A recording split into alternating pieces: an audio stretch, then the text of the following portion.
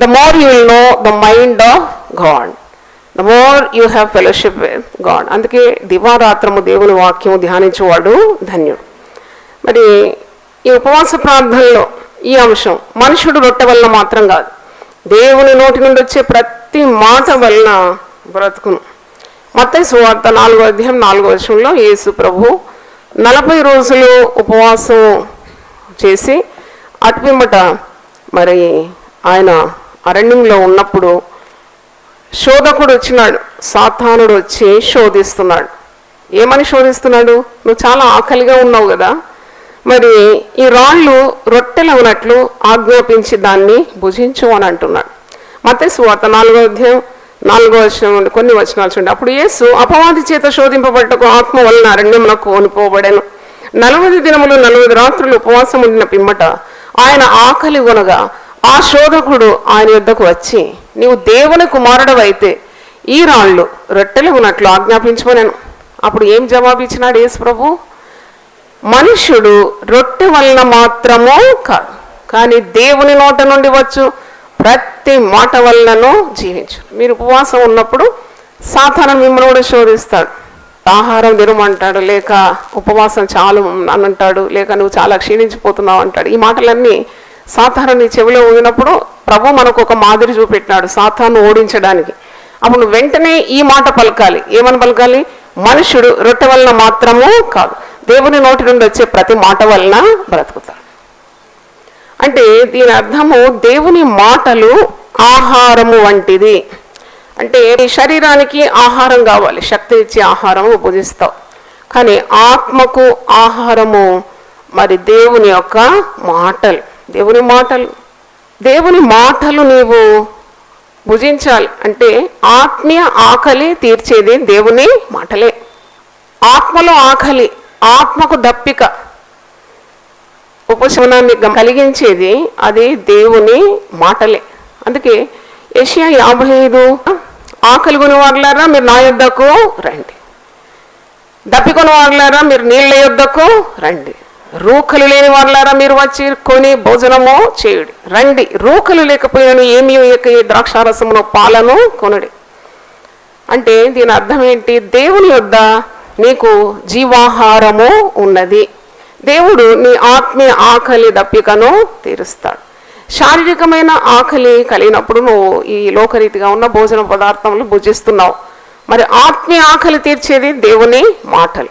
కాబట్టి దేవుని మాటల మూట నీ దగ్గర ఉంది. పరిశుద్ధ గ్రంథంలో దేవుడు చెప్పిన ప్రతి మాట స్వచ్ఛమైన మాట, నిత్యమైన మాట, పవిత్రమైన మాట, పరిశుద్ధపరిచే మాట, బలాన్ని ఇచ్చే మాట, శక్తినిచ్చే మాట, నడిపించే మాట.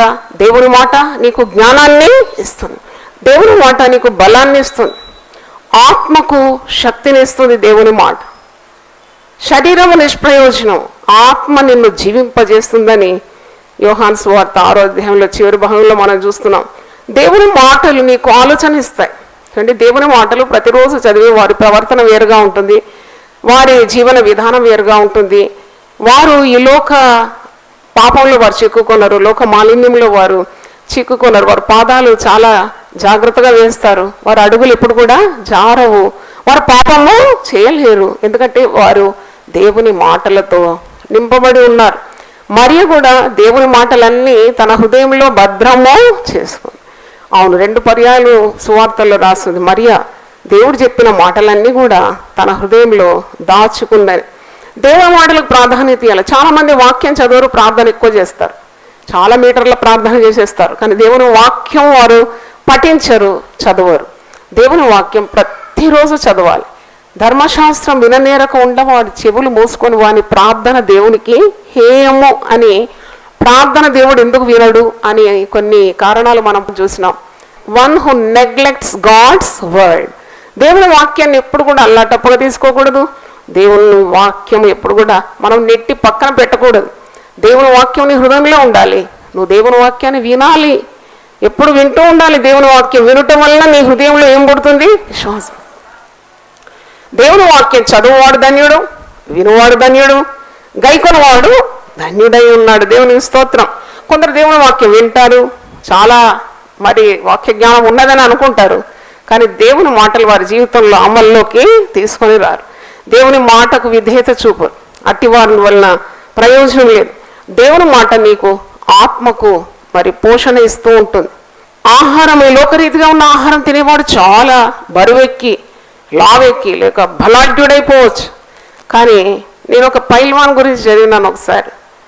అంటే ఆ పైల్వాన్ను ఎదిరించడానికి ఎవరికి శక్తి లేదు. ఎందుకంటే ప్రతిరోజు కూడా 10 కోడి పూజలను మింగేస్తాడంట ఆయన, గుడ్లు తినేస్తాడట. అంటే చాలా పెద్ద పైల్వాన్. కానీ ఒకరోజు ఉదయం చూసినప్పుడు ఒక చిన్న గుట్టలాగా పడి ఉన్నాడంట. అంటే ప్రాణం పోయింది.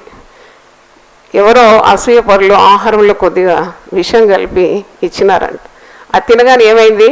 ప్రాణం పోయింది. చూడండి, ఇప్పుడు ఇన్ని సంవత్సరాలు పెంచి పోషించిన ఈ శరీరం అయిపోయింది, చచ్చిపోయింది. కానీ అలా కాదు, దేవుని వాక్యము జీవాహారము, దేవుని స్తోత్రం. హల్లెలూయా. It's called the bread of life. Yohanu సువార్త 6వ అధ్యాయంలో యేసు ప్రభు అంటున్నాడు, పరలోకం నుండి దిగి వచ్చిన జీవాహారము నేనే. హల్లెలూయా. I am the bread of life come from above. ఎంత మంచి మాట. 6వ అధ్యాయం చూడండి, John 6:49-51. మీ పితరులు అరణ్యములో మన్నాను తినినను చనిపోయిరి. దీనిని తినువాడు చావకుండునట్లు పరలోకం నుండి దిగి వచ్చిన ఆహారం ఇదే. పరలోకం నుండి దిగి వచ్చిన జీవాహారమును నేనే. ఎవడైనను ఈ ఆహారము భుజిస్తే వాడు ఎల్లప్పుడూ జీవించు. మరియు నేను ఇచ్చే ఆహారము లోకములకు జీవం కొరకైన నా శరీరమే అని మీతో నిశ్చయముగా చెప్పుచున్నాను. అంటే జీవాహారం అంటే ఈ ఆహారంలో ఏమేమి ఉంది? జీవం. జీవం ఉందన్నమాట. అందుకే మరి ఇది నిత్య జీవానికి నడిపించే మాటలు, దేవుని మాటలు. మన టీవీ కార్యక్రమం పేరేంటి? జీవపు మాటలు. నేను మాట మీద అనుకున్నాను కాబట్టి ఇంతవరకు కూడా చాలామంది ఆరంభించి మధ్యలో వదిలేసుకున్నారు. కానీ ఇంతవరకు కూడా ఎప్పుడు ఏ ఛానల్ కూడా కుంటుపడకుండా అద్భుతంగా దేవుడు కృప చూపి నడిపిస్తూ ఉన్నాడు. అంటే దాని పేరు ఏం పేరు పెట్టాలి అని ప్రార్థన చేసినాను ఒకసారి. స్టార్టింగ్లో ప్రార్థన చేసినప్పుడు దేవుడు నాకు బయలుపరిచిన పేరే జీవపు మాటలు. అవును, అది విన్నవారికి ఏం కలుగుతుంది? జీవం కలుగుతుంది. చాలామంది సాక్ష్యాలు చెప్తారు. ఇక్కడ మేము కమెంట్స్ రిజిస్టర్ అని ఒకటి ఓపెన్ చేసినాం. దాంట్లో టీవీ వాక్యం విని బలపడి వారు పొందిన ఆదరణ, పొందిన శక్తి, పొందిన బలం వారు ఫోన్ ద్వారా చెప్తారు, లెటర్లు రాస్తారు, దాంట్లో నోట్ చేసి పెడతాం, చదువుతాం. అబ్బా నిజంగానే కదా, ఎన్నో మరి ఖర్చులు ఉన్నాయి దీనికి, అయినా పర్వాలేదు, ఒక ఆత్మ సర్వలోకం కంటే విలువైంది. చూడండి, ఆత్మహత్య నుండి మేము విడిపింపబడినాం, కృంగిన మాకు జీవం వచ్చింది, బ్రతకొద్దనుకున్నాం, ఇప్పుడు బ్రతుకుతున్నాం. ప్రతిరోజు ఈ జీవపు మాటలు వినకుంటే మా దినము సాగదు. పొద్దున విన్నాకనే మేము వెళ్తాం. We are getting strength out of the world. మాకు ఆత్మీయ అభివృద్ధి కలుగుతుంది. ఇవన్నీ విన్నప్పుడు చాలా సంతోషం. అలాగే మన ప్రయాసం అంతా మర్చిపోతాం, కష్టాలన్నీ మర్చిపోతాం. మంచి వార్త వింటూ ఉన్నాం. అంటే ఎందుకు అన్నప్పుడు దేవుని మాటలు తప్పకుండా జీవము కలిగి. మీరు ప్రార్థన చేసి వాక్యం చదువుకుంటే నిష్ప్రయోజనం. అందుకే ఈ మనుష్యుడు రొట్టె వలన మాత్రము కాదు, దేవుని నోటి నుండి వచ్చే ప్రతి మాట వలన బ్రతుకుతాం. హల్లెలూయా. యోహాను సువార్త 6వ అధ్యాయంలో 35వ వచనం చూడండి. అందుకు యేసు వారితో ఇట్లా, నేను జీవాహారము నేనే, నా యొద్దకు వచ్చేవాడు ఏమాత్రమును ఆకలి కొనడు, నా యందు విశ్వాసం ఉంచేవాడు ఎప్పుడునో దప్పికొనడు. ఇది మీకు చాలా మటుకు అర్థం కాదు కదా. ఏంటిది? దేవుని దగ్గరకు వస్తే దేవుని మాటలు వింటే ఆకలి కాదు, దేవుని మాటలు వింటే దప్పిక రాదంటే దాని అర్థం ఏంటి అంటే, నీకు ఇక లోకము మీద ఉన్న ఆకలి, దప్పిక ఇదంతా కూడా దేవుని మాటల ద్వారా తీరిపోతుంది. అందుకే సమరయ స్త్రీతో యేసుప్రభు ఏమంటాడు? ఈ నీళ్లు త్రాగేవాడు మరీ మరీ దప్పికొంటాడు, నేనిచ్చే నీళ్లు త్రాగువాడు మరెన్నడు దప్పికొన్నాడు. అంటే నీ దప్పిక, నీ ఆకలి తీర్చడానికి నా మాటలు సరిపోయిందని అర్థం. మరి యోహాను 6:63 చూడండి. ఆత్మయే జీవింపజేయుచున్నది, శరీరము కేవలము నిష్ప్రయోజనం. నేను మీతో చెప్పి ఉన్న మాటలు ఆత్మయు జీవమునై ఉన్నది. హల్లెలూయా. పరిశుద్ధ గ్రంథం చదవాలి, ధ్యానించాలి, ప్రసంగాలు విన్నాక నెమరు వేయాలి, మంచిగా జ్ఞాపకాన్ని చేసి ఒక్కొక్క మాట నీకు పరిస్థితికి అనుకూలంగా అడ్డొచ్చి నిలబడుతుంది. భయపడొద్దు అంటది, అవును నీకు సహాయం చేస్తానంటది, నేను విడువను ఎడబాయనంటది. ఎవరు నిన్ను విడిచినా నేను నిన్ను విడువను, నిన్ను మరువను, అసలు ఇలాంటి మాటలు మరి మన ఆత్మీయ జీవితానికి ఎంత పోషక ఆహారంలాగా ఉంటుంది. నీకు బలాన్ని, శక్తిని ఇస్తుంది, ధైర్యాన్ని ఇస్తుంది. It gives courage to everyday life. మరి దేవుడు నన్ను ప్రేరేపించి 1000 నామములు, 1000 వాగ్దానాలు, 1000 ఆదేశాలు, జీవపు మాటలు, ఇలాంటి చిన్న చిన్న పుస్తకాలు పాకెట్ సైజ్ లేక పర్స్లో పెట్టి నువ్వు తీరిక వెళ్ళలో ఆ దేవుని మాటలు ధ్యానిస్తూ ఉండాలి. అప్పుడు తప్పకుండా నీకు ప్రతి పరిస్థితిని ఎదుర్కొనే శక్తి నీకు కలుగుతుంది. దేవుని మాటలు ధ్యానిస్తున్నప్పుడు దేవుని స్వభావం వచ్చేస్తుంది, వ్యర్థమైనవన్నీ కూడా తొలగిపోతుంది. దేవుని స్వభావం, దేవుని రూపంలోకి నువ్వు వచ్చేస్తూ ఉంటావు. దేవుని మాటలు అలాంటి శక్తి కలిగింది కాబట్టి దేవుని మాటలు, పరిశుద్ధపరిచే దేవుని మాటలు. ఇంకా వాక్యంలో చూసినప్పుడు నా మాటలు బండను పగులగొట్టు సుత్తె వంటిది కాదా, నా మాటలు కంసాలివాని అగ్ని వంటిది కాదా, చాకలివాని సబ్బు కంటే శ్రేష్టమైనది కాదు. చాకలివాని సబ్బు అంటే నీలో ఉన్న మరక, ముడత, కలంకం, అంతా తొలగించేది వాక్యం. వాక్యము నిన్ను ప్రతి బలహీనత నుండి విడిపిస్తుంది అన్నమాట. అందుకే మనుషుడు రొట్టె వలన మాత్రం కాదు, దేవుని నోటి నుండి వచ్చే ప్రతి మాట వలన బ్రతుకుతాడు. ఒక పూట ఆహారం తినకుంటే చచ్చిపోం మనం, కానీ ఒక దినం తినకుండా మనకేం కాదు, కానీ దేవునిలో ఉండాలి. ఇప్పుడు ఉపవాసం ఉండేవారు ముఖ్యంగా లోకరీతిగా ఉన్న పనులన్నీ పెట్టుకొని ఉపవాసం ఉండకూడదని ముందే చెప్పాను నేను. చాలా పనులు చేస్తారు, అలసిపోతారు. అలా కాకుండా దేవుని సన్నిధిలో ఉండి వాక్యం చదువుతూ ప్రార్థన చేస్తే అది ఎంత శక్తివంతంగా ఉంటుంది. అలా మాకు వీలు కాదు సిస్టర్, మరి ఇంటి పనులు ఎవరు చేస్తారు? అవును, ప్రతి ఒక్కరికి ఉంది పని, మీకు మాత్రం కాదు, మాకు ఇంకెన్నో పనులు ఉన్నాయి. అయినా you have to set out certain time, కొద్దిగా సమయము కేటాయించుకొని నీ ప్రార్థనతో పాటు దేవుని వాక్యాన్ని ధ్యానించడం. మరి దేవునితో మాట్లాడుతున్నావు ప్రార్థన ద్వారా, దేవుని మాటలను వింటున్నావు దేవుని వాక్యాన్ని పఠించేటప్పుడు. దేవుని వాక్యము చాలా శక్తి గలది. మరి దేవుని సేవకులు మాట్లాడుతూ ఉంటారు కదా, ఆదివారం లేక వీక్ డేస్లో దేవుని సేవకులు మాట్లాడేటప్పుడు కూడా విశ్వాసులు ఉపవాసంతో వస్తారు, చాలా ఆసక్తితో ఆలయంకి వస్తారు. మీరు ప్రార్థనా పూర్వకంగా రావాలి. ఎందుకంటే దేవా నీ దాసుల ద్వారా నాతో నువ్వేం చేయాలి? మాట్లాడాలి. హల్లెలూయా. Speak to me lord through your servants. దాసుల ద్వారా మాతో మాట్లాడండి. దాసులు దేవుని దాసులు, దేవుడు వాడుకునే పాత్రలు అంతే, కానీ మాట్లాడేది ఎవరు? దేవుడే మాట్లాడతాడు. దేవుని మాటలు చాలా శక్తి గలది. నేను ఆల్ ఇండియా రేడియో వారు ఆహ్వానం మేరకు వెళ్ళినాను, అక్కడ మెసేజ్ ఇవ్వాలి, అది ప్రీ రికార్డింగ్ చేసుకున్నారు. కానీ చాలా మంచిగా చక్కగా నన్ను ఒక సేవకురాలికి ఇచ్చే ఘనతను మర్యాదలన్నీ ఇచ్చారు. తర్వాత నేను ఎయిర్ ఇండియా డైరెక్టర్ దగ్గర నన్ను తీసుకెళ్ళినారు. అంటే అక్కడ ఉన్నతమైన స్థాయిలో ఉన్న ఒక క్రిస్టియన్ ఆఫీసర్ ఉన్నాడు, మరి ఇంకా కొంతమంది క్రిస్టియన్స్ ఉన్నారు. అందుకే నాకు తెలియదు, కానీ నన్ను డైరెక్టర్ క్యాబిన్కి తీసుకెళ్ళాను. నేను మాట్లాడుతూ ఉన్నాను, ఆయనతో మాట్లాడుతున్నప్పుడు వాక్యం చెప్పాను. మరి ఆయన కొన్ని ప్రశ్నలు అడుగుతున్నాను, నేను దానికి జవాబు పరిశుద్ధ గ్రంథం నుండి చెప్తున్నాను. అతను ఒక మాట్లాడినాడు, అమ్మగారు నా కొరకు ప్రార్థన చేయండి. ఆయన క్రైస్తవుడు కాడు.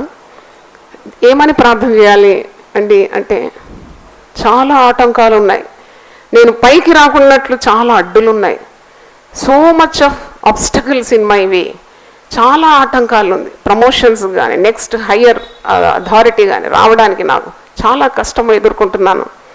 అప్పుడు నేను వెంటనే ఏం చేసిన అంటే పరిశుద్ధ గ్రంథం నుండి దేవుని మాట అక్కడున్న పై అధికారుల ముందు చదివినాను.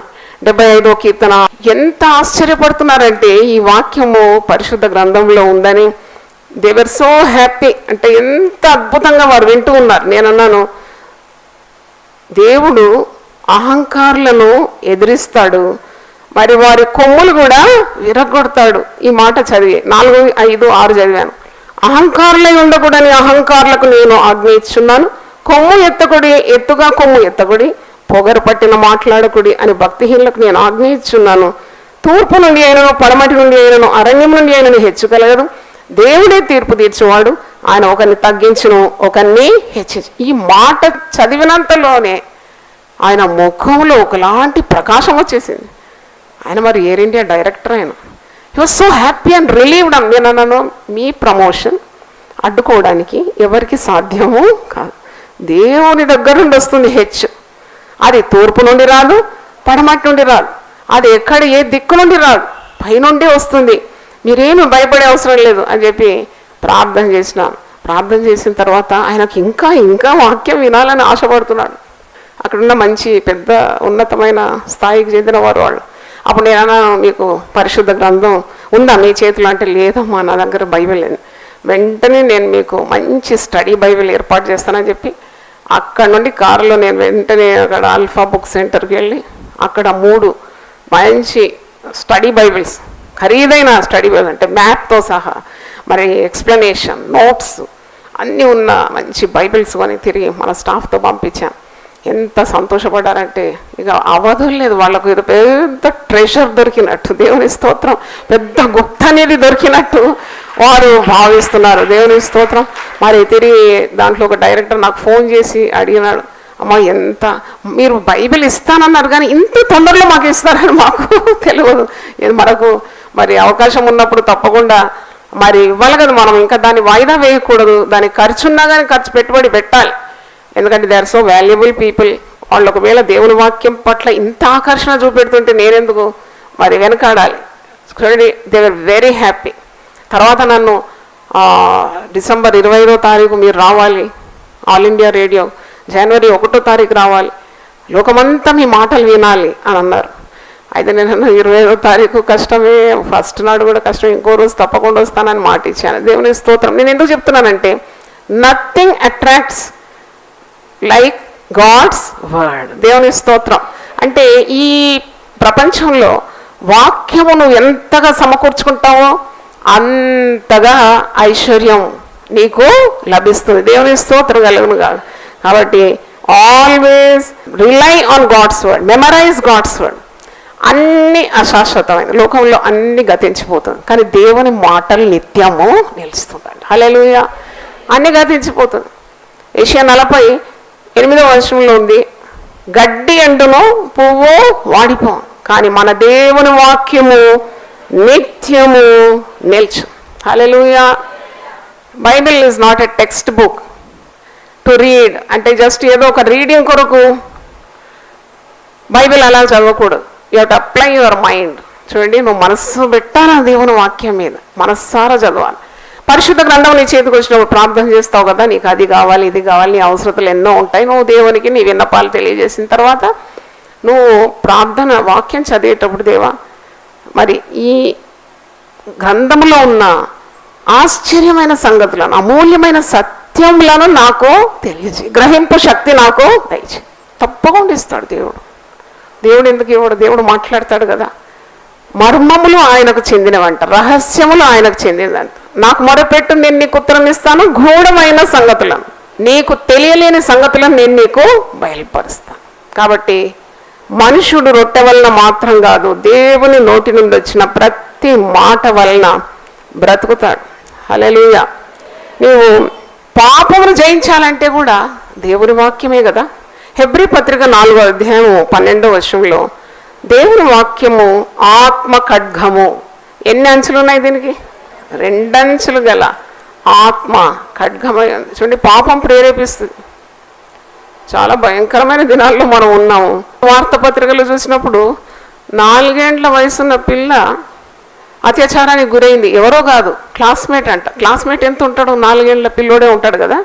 ఇది భయంకరం, కొత్త వార్త. నేను ఎన్నడూ వినలేదు ఇలాంటి వార్త. చాలా షాక్ అయిపోయినాను నేను. ఆ పిల్లను డాక్టర్స్ టెస్ట్ చేస్తే she is having that all marks అనమాట. అంత పెయిన్, బాధతో ఉంది పిల్ల. అంటే ఏమైపోతుంది? ప్రపంచం ఎటువైపోతుంది? సాతానుడు తాండవమాడుతున్నాడు కదా. మరి ఈ చీకటి ప్రపంచంలో తప్పకుండా దేవుని వాక్యాన్ని మనం ఒక్కొక్కరం చాలా లోతుగా పఠించాలి. వాక్యం చేత సాతాను కార్యాలను ఏం చేయాలి? లయపరచాలి. హెబ్రీ పత్రిక 4వ అధ్యాయం 12వ వచనంలో, ఎందుకనగా దేవుని వాక్యము సజీవమై బలము గలదై 2 అంచులు గల ఎటువంటి ఖడ్గము కంటను వాడిగా ఉండి ప్రాణాత్మలను కీళ్లను మూలుగును విభజించునంత మట్టుకు దూర్చు, హృదయం యొక్క తలంపులను ఆలోచనలను శోధించును. ఈ దినాల్లో పిల్లలకు వాక్యం చెప్తలేరు కదా ఎవరు. కొన్ని సంవత్సరాల క్రితం కంఠత వాక్యం ఉండింది. కంఠత వాక్యం చెప్పాలి, లేకుంటే తల్లిదండ్రులు భోజనం పెట్టరు. వాక్యం పఠించాలి, ఒక అధ్యాయం చదవాలి. ఎంత స్ట్రిక్ట్గా పెంచినారు కదా. మరి ఈ దినాల్లో వాక్యం లేడుంది పిల్లలకు. అందరు పిల్లల చేతిలో ఏముంది? Cell phone. సెల్ ఫోన్లో ఉన్న ఆటలు, బొమ్మలు. సెల్ ఫోను, ఐప్యాడ్ లేకుంటే తినరు అన్నం. 6 నెలల పిల్లలు కూడా తినరు. ఉగ్గు పెట్టేటప్పుడుగా వాడు సెల్ చూడాలి, వాడు లేకుంటే ఐప్యాడ్ చూస్తేనే తింటాడు. చూడు ఎలాగో మారిపోయింది జీవితం. ఇంత భయంకరమైన రోజుల్లో మనం ఉన్నాం. మన బిడ్డల కొరకు గుండె కొట్టుకొని ఏడవాలి. అసలు నన్ను అడిగితే రోధించాలి, మంగళార్చాలి. పిల్లలు పతనమైపోతున్నారు. They don't have any values. చూడండి, వారికి ఎటువంటి విలువలు తెలియలేని స్థితిలో ఉన్నారు. మనం దేవుని వాక్యాన్ని మనము పఠించాలి, నేర్చుకోవాలి, గైకొనాలి. అలాగే మన పిల్లలకు కూడా అదే తర్బీదు ఇవ్వాలి. వాక్యం వినాలి అంతే. నీ ప్రార్థన తప్పకుండా గెలుస్తుంది. వాక్యం చేత హెచ్చరించాలి. ఒక వాక్యం వదిలేయాలన్నమాట. వాక్యం శక్తి గలది. ఎప్పుడు సందర్భం ఉంటే నువ్వు నీ పిల్లలను కరెక్ట్ చేసేటప్పుడు వాక్యం ద్వారానే సరిచేయాలి. Nothing works like the word of God. దేవుని వాక్యానికి అలాంటి శక్తి ఉందని మర్చిపోకూడదు. శరీర కార్యాలను జయించాలంటే కూడా దేవుని వాక్యం. మీరు ఆత్మ చేత శరీర కార్యములను మీరు జయించాలి. గలతీ 5:16 చూడండి. నేను చెప్పినది ఏమనగా ఆత్మానుసారంగా నడుచుకునేటప్పుడు మీరు శరీరేచ్ఛను నెరవేర్చరు. శరీరం ఆత్మకును, ఆత్మ శరీరమునకును విరోధంగా అపేక్షించు. ఇది ఒకదాన్నొకటి వ్యతిరేకంగా ఉన్నది కనుక మీరు ఏవి చేయనిచ్చేందురో వాటిని చేయకుందురు. మీరు ఆత్మ చేత నడిపింపబడిన ధర్మశాస్త్రం లేని వారు కారు. శరీర కార్యములని ఒక పెద్ద జాబితా ఇచ్చినాడు. ఆత్మ చేత శరీర కార్యములను చంపివేయాలి. చంపాలంటే ఖడ్గం కావాలి. ఆ ఖడ్గం ఏంటి? దేవుని వాక్యం. 2 అంచెలు గల ఆత్మ ఖడ్గమై ఉన్నది. మీరు దేవుని వాక్యాన్ని మిక్కిలి సాత్వికమైన హృదయంతో వినాలి, అంగీకరించాలి. దేవుని వాక్యాన్ని ఎప్పుడు తృణీకరించకూడదు.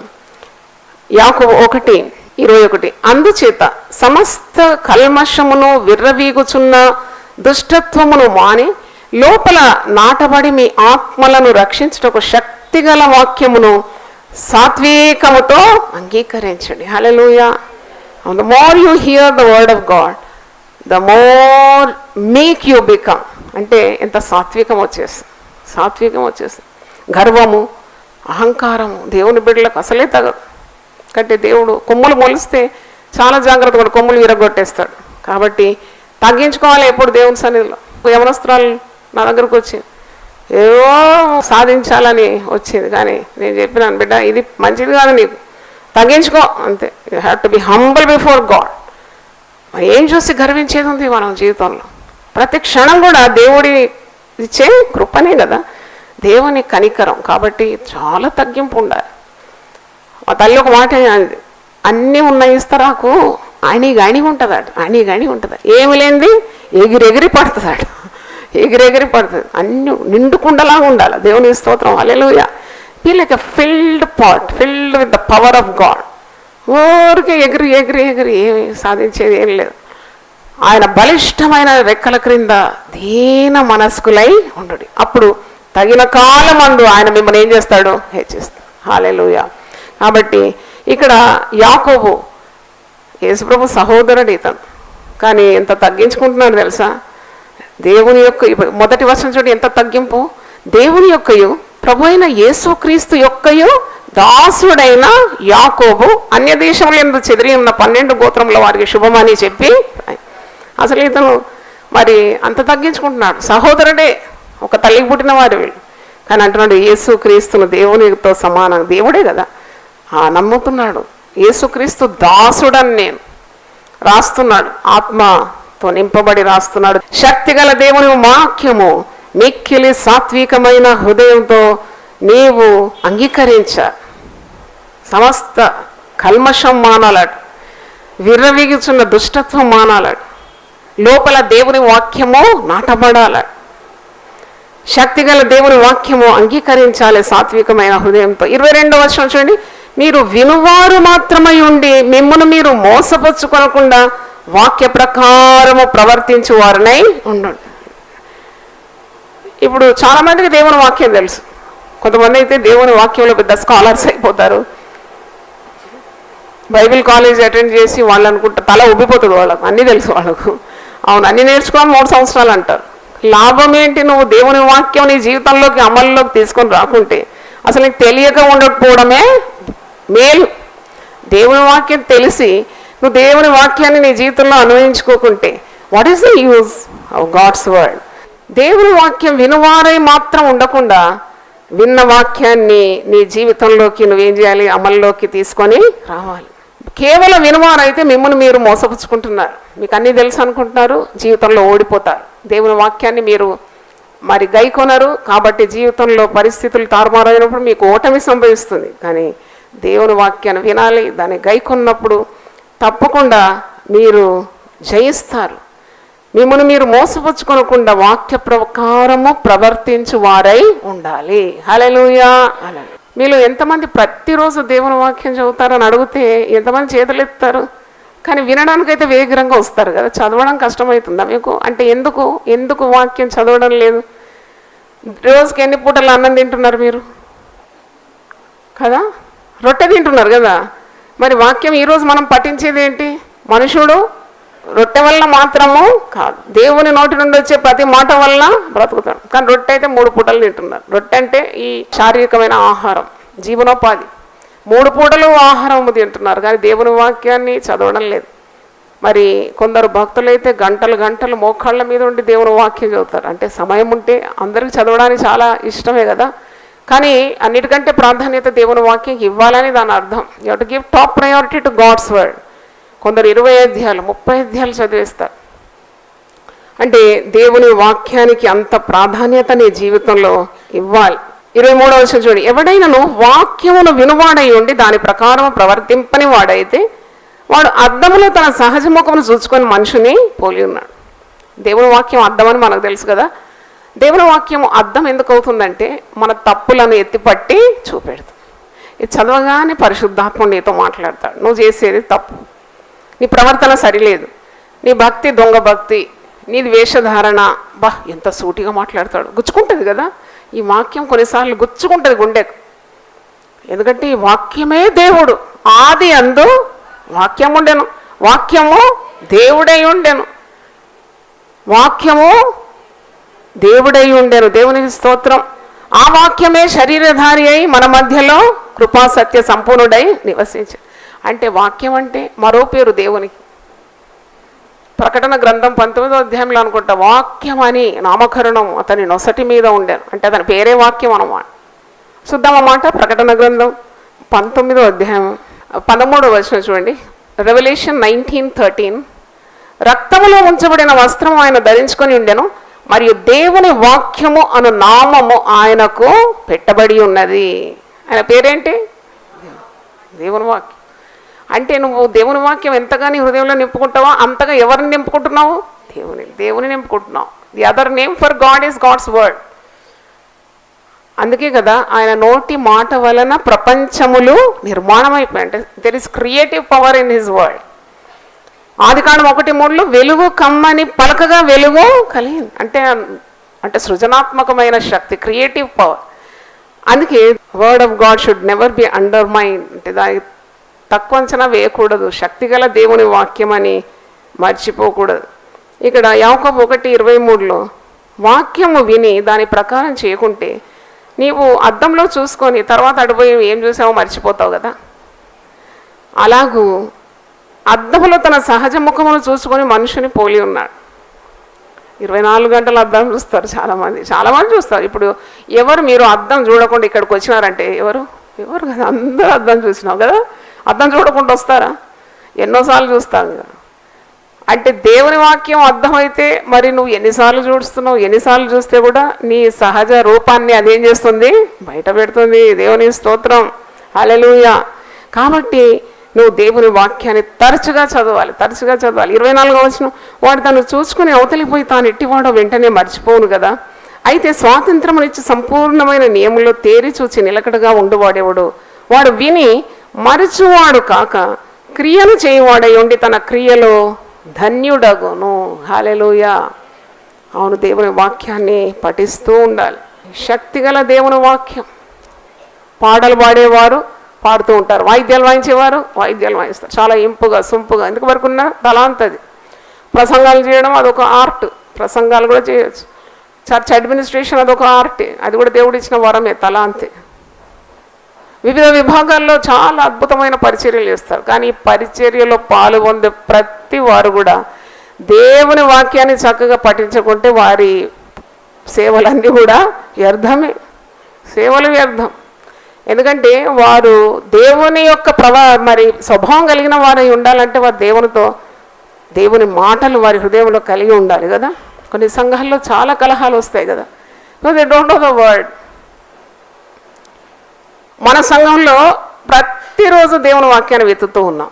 ఉదయకాలం 4 నుండి 7 వాక్యం వెతుకుతాం, మళ్ళీ 10 నుండి 2 మళ్ళీ వాక్యం వెతుకుతాం, మళ్ళీ సాయంకాలము వాక్యం, మళ్ళీ కొన్ని ఆన్లైన్ ప్రార్థనలో ఇక్కడ గురువారం స్త్రీలందరూ దాదాపు 20-30 మంది కూడుకొని ప్రార్థన, అక్కడ వాక్యం వెతుకుతాం. పురుషులు ఆన్లైన్, మొన్న వాలంటీర్స్ ఆన్లైన్ అయింది, వాక్యం వాక్యం వాక్యం వాక్యం. అందుకే నిన్నటి రోజు నేను ఒకరితో చెప్పాను, యునైటెడ్ పీపుల్స్ ఫెలోషిప్ అంటే వాక్యంతో నింపబడి ఉంది.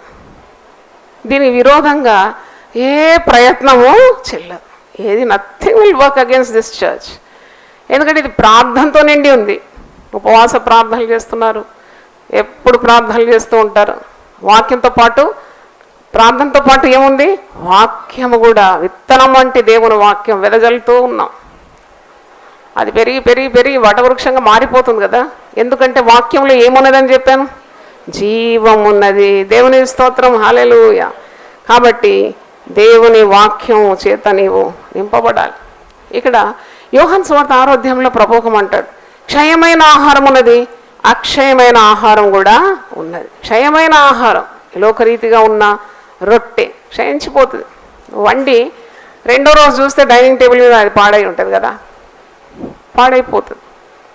నువ్వు ఫ్రిడ్జ్లో పెట్టి ఒకవేళ వారం రోజులు కాపాడుకుంటావేమో, మరి మొదటి రోజు తిన్నంత రుచి అయితే ఉండదు. అంటే అది క్షయమైన ఆహారం. యేసుప్రభు ఒక మాట అంటాడు, యోహాను సువార్త 6వ అధ్యాయం 27వ వచనంలో, క్షయమైన ఆహారం కొరకు కష్టపడకుడి కానీ నిత్య జీవం కలిగజేయ అక్షయమైన ఆహారం కొరకే కష్టపడుడి.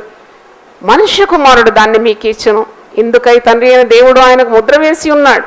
క్షయమైన ఆహారం అంటే దేవుని వాక్యము అక్షయమైన ఆహారం. అది నీ ఆత్మను బలపరుస్తుంది. నీ అంతరంగ పురుషుడు దినదినము నూతనపరచబడతాడు.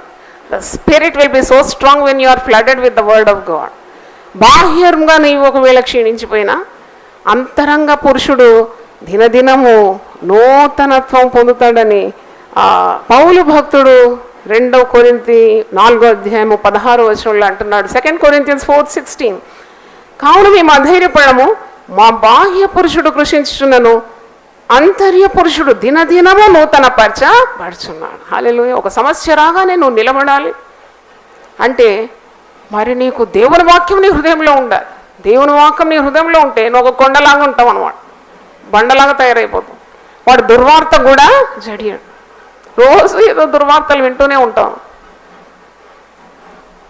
కానీ ఆ వాక్యము నీ హృదయంలో సంగ్రహించుకుంటే ఎట్టి పరిస్థితుల్లో కూడా నిఠారుగా నిలబడడానికి ఆ వాక్యమే నీకు ఆధారంగా బలంగా ఉంటుందన్నమాట. అందుకే బాహ్య పురుషుడు క్షీణించిపోతాడు కదా. 1 పూట 2 పూటలు తినకుంటే డీల్ అయిపోతాం, 3 పూటలు ఈ క్షయమైన ఆహారం తినకుంటే డౌన్ అయిపోతాం. కానీ దేవుని వాక్యము ఆ జీవాహారంతో నువ్వు నింపబడితే నీకు ప్రతి పరిస్థితుల్లో కూడా చక్కగా ధైర్యంగా నిలబడడానికి శక్తి ఉనికి ఉంటుంది. అందుకే అంటున్నాడు, మా బాహ్య పురుషుడు క్షీణించిపోయినా మా ఆంతర్య పురుషుడు దినదినము నూతనపరచబడుతున్నాడు. Every day renewal with the word of God అని పౌలు భక్తుడు సెలవిస్తున్నాడు. కాబట్టి ఈరోజు దేవుని వాక్యం వింటున్న దేవుని బిడ్డలు గమనించాలి, you have to have the word of God in your heart. అంటే ఈ అంతర్య పురుషుడు, ద ఇన్నర్ మ్యాన్కు ఫీడింగ్ ఇవ్వకుంటే, నీ సోల్ ఫీడింగ్ అంటారు, నీ ఆత్మకు పోషణ నువ్వు ఇవ్వకుంటే, ఆత్మకు పోషణ దేని ద్వారా ఇస్తావు? నువ్వు బిర్యానీ తింటే ఆత్మకు పోషణ వస్తుందా? శరీరం లావెక్కిపోతుంది. కానీ ఆత్మకు పోషణ రావాలంటే నువ్వు దేవుని వాక్యమే పఠించాలి కదా, అవునా కదా? వాక్యం పఠిస్తూ ఉన్నప్పుడు నీవు ఆ అంతరంగ పురుషునికి శక్తిని బలము పుంజుకుంటాడనమాట. Get so strong in your inner side.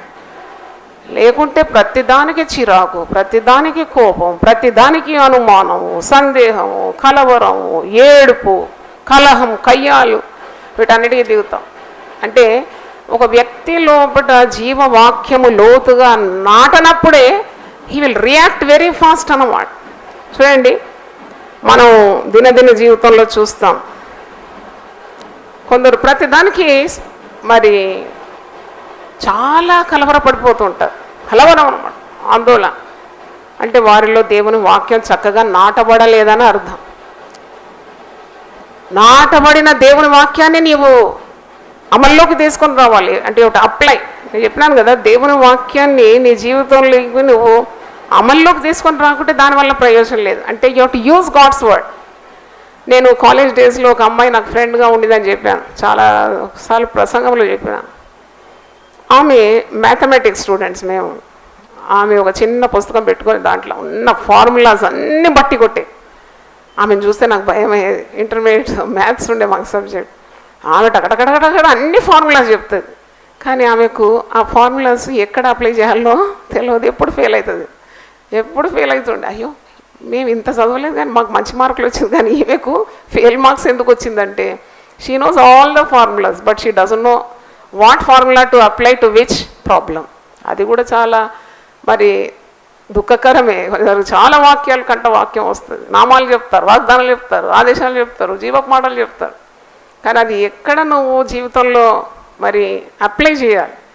అది నువ్వు ప్రయోగించకుంటే దానివల్ల ప్రయోజనము లేదు. ప్రతి పరిస్థితికి దేవుని వాక్యం సరిపోయిందాడు. ప్రతి పరిస్థితిని చక్క చేసేది దేవుని వాక్యం. అది మాట్లాడుతుంది కదా, దేవుని వాక్యం సజీవంగా లేదు కదా. అందుకే అంటున్నాడు, సాతానుడు వచ్చి శోధిస్తున్నాడు ప్రభువును.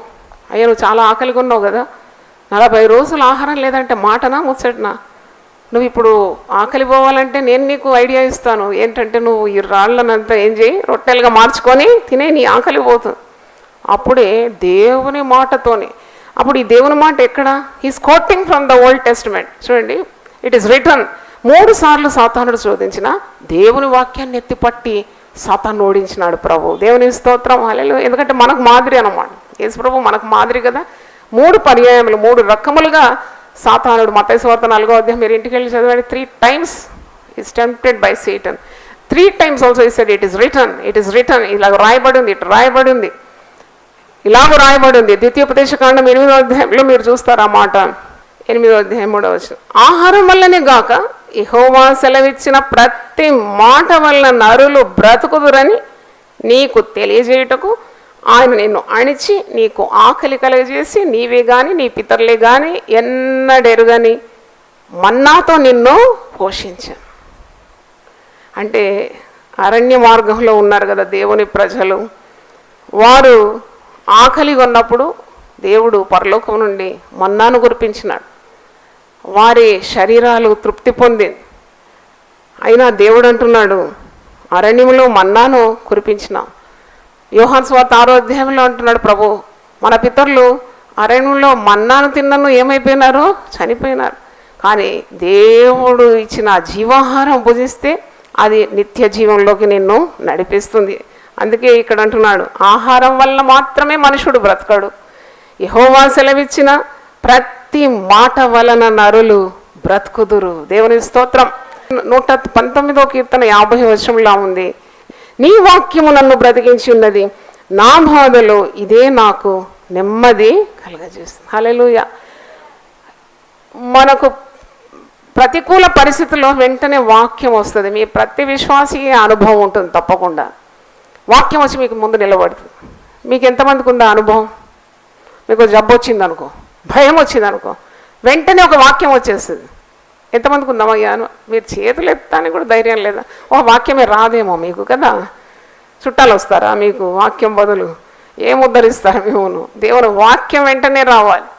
భయపడను, నేను నీకు తోడై ఉన్నా, నేను స్వస్థపరిచి యెహోవాను నేనే. 6 బాధలను నేను విడిపిస్తాను, 7 బాధలు కలిగినా నీకే కీడు రాదు. నీ శత్రువుల ముందు నేను ఆహారము సిద్ధపరుస్తాను, నీ పగవారిని అందరినీ అణిచేది. ఎవరు మాట్లాడుతుండేది? దేవుడు మాట్లాడుతూ. అంటే ఈ మెదడేమో పిడికెడు అంత ఉంటుంది కదా. మేక మెదడు చూసిండు కదా మీరు, ఎంత ఉంటుందో అంతే ఉంటుందంట మనిషి మెదడు కూడా. ఆ మెదడులో ఎలాగ ఈ వాక్యాలు గింగురమని ఎలా తిరుగుతుందని నేను ఒకసారి ఆలోచించినాను. అప్పుడు నాకు జవాబు దొరికింది. యోహాను సువార్త 14వ అధ్యాయంలో 25వ వచనం 26వ వచనం. John 14:25 and 26. నేను మీ వద్ద ఉండగానే ఈ మాటలు మీతో చెప్పిదని ఆదరణకర్త అనగా తండ్రి నా నామమున పంపబో పరిశుద్ధాత్మ సమస్తం మీకు బోధించి నేను మీతో చెప్పిన సంగతులన్నిటినీ మీకు జ్ఞాపకము చేయను. హల్లెలూయా. అంటే పరిశుద్ధాత్మ దేవుడే జ్ఞాపకం చేస్తాం.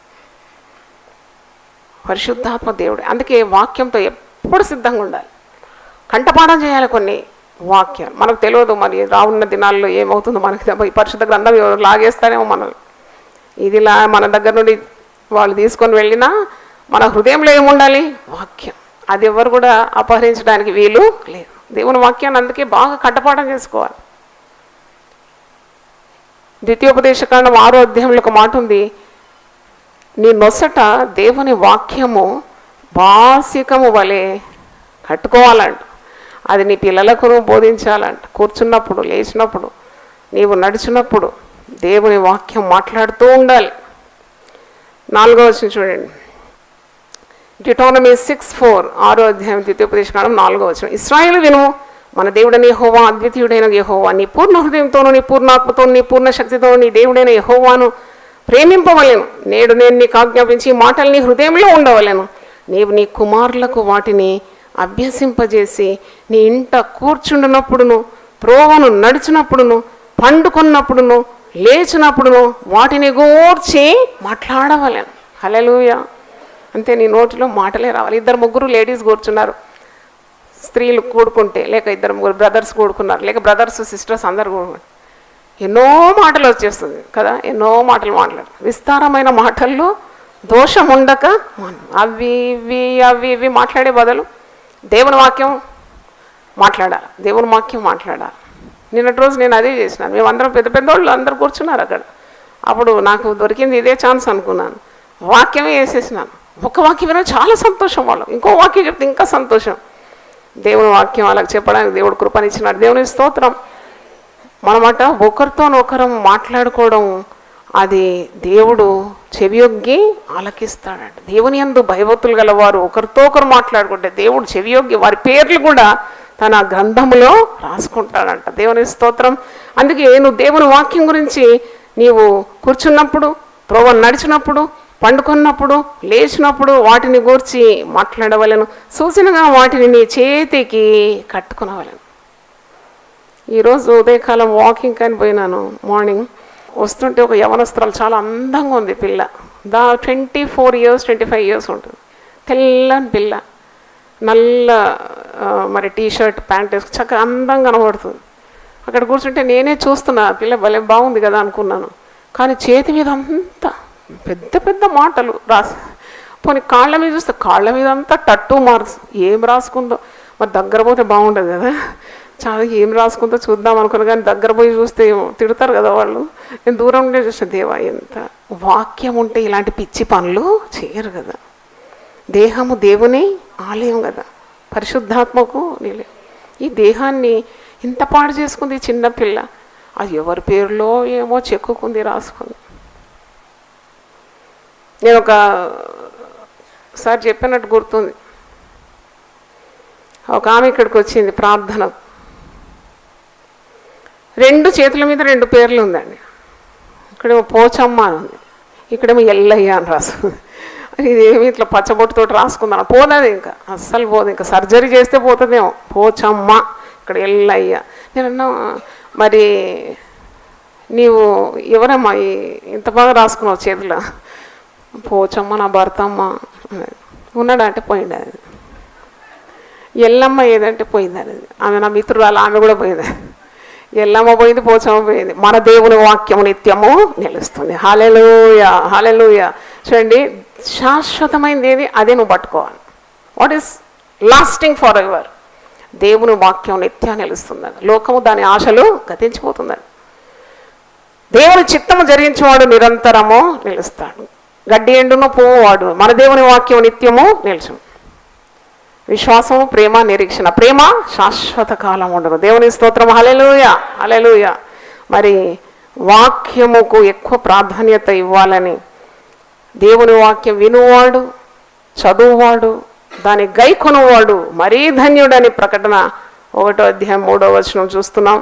మరి ప్రతిరోజు నువ్వు ప్రార్థన చేస్తున్న రీతిగానే దేవుని వాక్యాన్ని కూడా చక్కగా పఠించాలని ఈరోజు ప్రభువు మాట్లాడుతున్నాడు. మనుషుడు రొట్టె వలన మాత్రము కాదు. మత్తయి సువార్త 6వ అధ్యాయంలో యేసు ప్రభువు పరలోక ప్రార్థన నేర్పిస్తున్నాడు కదా. 9 నుండి చదువుతున్నాను. How he's teaching his disciples and the crowd. కొండ మీది ప్రసంగం ఇది. మత్తయి సువార్త 6:9. పరలోకమందున్న మా తండ్రి, నీ నామము పరిశుద్ధపరచబడును గాక, నీ రాజ్యము వచ్చును గాక, నీ చిత్తము పరలోకమందు నెరవేర్చినట్లు భూమి అందును నెరవేరును గాక. ఇన్ని మాటలు అయిన తర్వాతనే అనుదిన ఆహారము నేడు మాకు దయచే. మొట్టమొదటి అన్నాడా? మొట్టమొదటినే ప్రభు నేర్పియలేదు, అది మాకు కావాల్సిన ఆహారం ఈరోజు మాకి అంటే. ఆహారం కంటే ముఖ్యం అన్నమాట నీ ఆత్మకు కావలసిన పోషణ. నీకు పరలోకమందున మా తండ్రి అంటే పరమందున్న దేవునితో నీకు ప్రగాఢమైన బంధం చాలా అవసరం. దేవుని స్తోత్రం, హల్లెలూయా. పరలోకమందున్న మా తండ్రి, ప్రార్థన చేసేది కూడా మనం తండ్రి తండ్రి, నాయన నాయన అంటే that bond with God is so important. తర్వాత ఏంటి? నీ నామము పరిశుద్ధపరచబడును, హెలోడ్ బి దై నేమ్. నీ నామానికి వచ్చే ఘనత రావాలి. పవిత్రమైన నీ నామానికి స్తోత్రము స్తుతులు అర్పిస్తారు. నీ రాజ్యము వచ్చునుగా. అవును, దాని కొరకే కదా మనం వేచి ఉండే. దేవుని రాజ్యం రావాలి. మరి ఇంకా ఏమంటున్నాడు? నీ చిత్తం పరలోకమందు నెరవేర్చున్నట్లు భూమి యందు నెరవేరునుగా. Top priority to God. మొట్టమొదట దేవునికి స్థానం. తర్వాతనే అంటున్నాడు, మా అనుదిన ఆహారము నేడు మాకు దయచేయి. Give us this day our daily bread. ఆ బ్రెడ్ అంటే కేవలం రొట్టె కాదు, మనం తినే రొట్టె మాత్రం కాదు, తినే ఆహారం అన్నం కాదు. అంటే నీ ఆత్మకు కూడా పోషణ కావాలి. నువ్వు ఎలాగైతే 3 పూటల ఆహారం తింటున్నావు ఈ బాహ్యమైన శరీరాన్ని బలపరచుకోవడానికి, ఆత్మకు కూడా అన్ని పర్యాయములు అంతకంటే ఎక్కువ దేవుని వాక్యంతో నీ అంతరంగ ఆత్మను ఏం చేయాలి? నువ్వు పటిష్ఠితం చేసుకోవాలి. దేవుని స్తోత్రం, హల్లెలూయా. నీ వాక్యము నన్ను బ్రతికిస్తుంది. శ్రమ దినమున అది నాకు ఏం కలుగజేస్తుంది? నెమ్మది కలుగజేస్తుంది. హల్లెలూయా. దేవుని వాక్యాన్ని చక్కగా అంటే దేవుని వాక్యంలో వేరుపారి చక్కగా స్థిరపడిన వారు జీవితంలో అన్నిటి మీద వారికి విజయం దేవుడు అనుగ్రహిస్తాడు. ఓడిపోవడానికి ఆస్కారం లేదు. Because they know the word. ఇంకో దగ్గర యవనస్తులారా మీరు బలవంతులు, దేవుని వాక్యం మీలో ఉన్నది. హల్లెలూయా. ఈ లోకంలో మనం బలంగా ఉండాలంటే తప్పకుండా దేవుని వాక్యానికి ప్రాధాన్యత ఇవ్వాలి. సూచక్రియలు, అద్భుతాలు, అక్కడేదో జరుగుతుంది ఇక్కడేదో జరుగుతుంది, పరుగులు. మాకేమో అద్భుతాలు చూపెడతలేవేంటి, సూచక్రియలేవి? అప్పుడు వారికి సమాధానం ఇచ్చినాడు ప్రభు, మీరు వాక్యాన్ని వదిలిపెట్టి మీరు అద్భుతాలు సూచక్రియలు వెళ్తున్నారు, అందుకే మీ ముందు నేను ఏ సూచక్రియ చేయను అంటున్నాడు.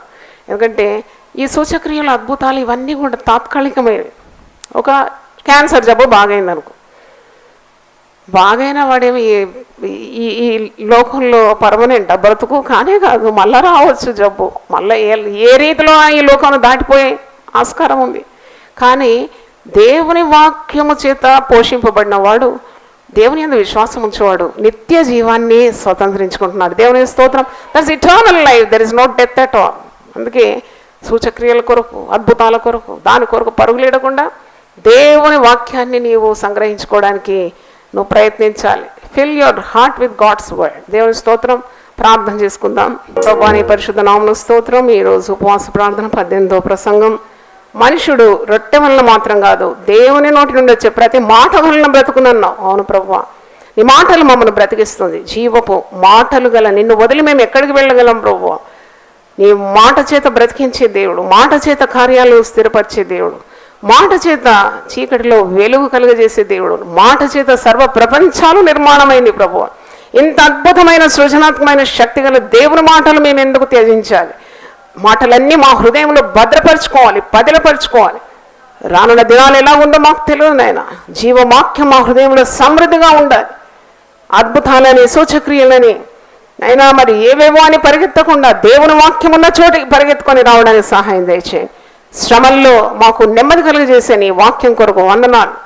బండను పగలగొట్టే సుత్తి వంటి నీ వాక్యం కొరకు వందనాలు. కంసాలి అగ్ని వంటి నీ వాక్యం కొరకు వందనాలు. చాకలివాని సబ్బు కంటే ప్రశస్తమైన నీ వాక్యం కొరకు వందనాలు.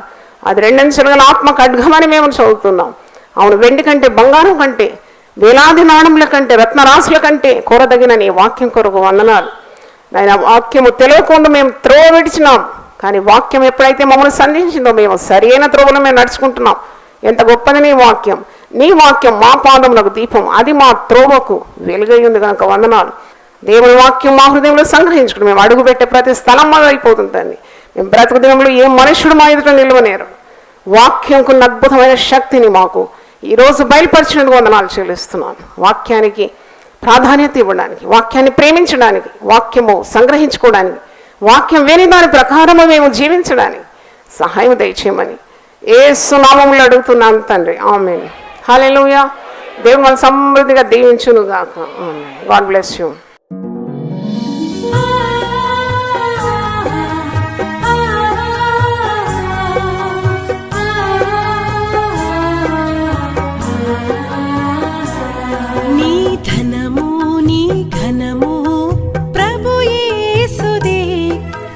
దశమా భాగమునీయ వెనుదీతువా.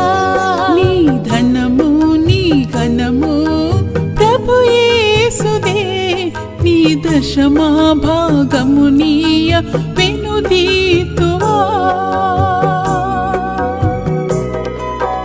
ధరలోన ధనధాన్యములనీయగా కరుణించి కాపాడి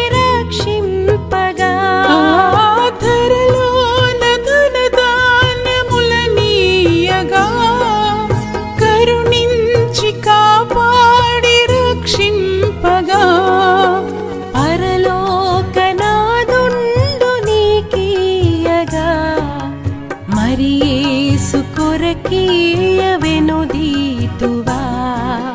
పరలోకనాథుండు నీకీయగా మరి యేసు కొరకీయ వెనుదీతువా. నీ ధనము నీ ఘనము ప్రభు యేసుదే, నీ దశమా భాగమునీయ వెనుదీతువా.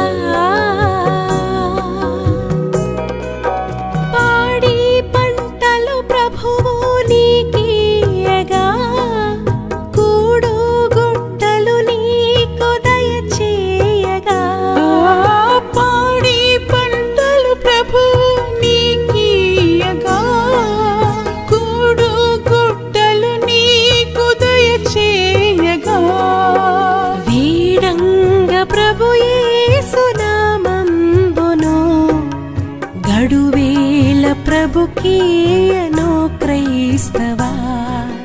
వేడంగ ప్రభు యేసు నామంబును గడువేల ప్రభుకీయను క్రైస్తవా. నీ ధనము నీ ఘనము